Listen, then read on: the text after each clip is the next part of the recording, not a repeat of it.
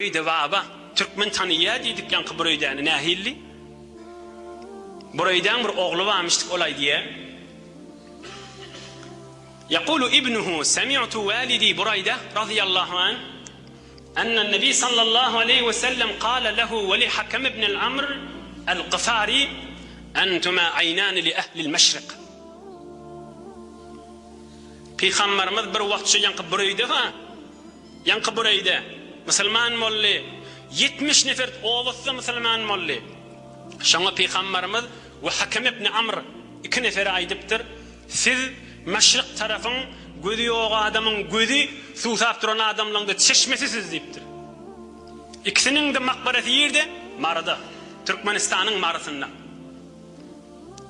Resulullah can dünýeden geçenden soňra din ýaýry değil, İslam ýaýry değil.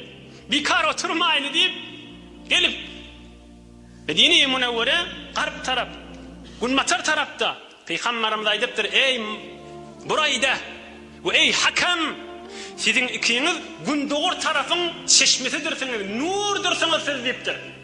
Şu ikisi de soňra gelýe, Horasan tarafa gelip Marda galyp, ilm seçip şu mahalla makbarat şotada. Ziyaret mübarek ziyaret kat şotada. Hazreti Burayda Türkmen näme diye? Burayda baba diye.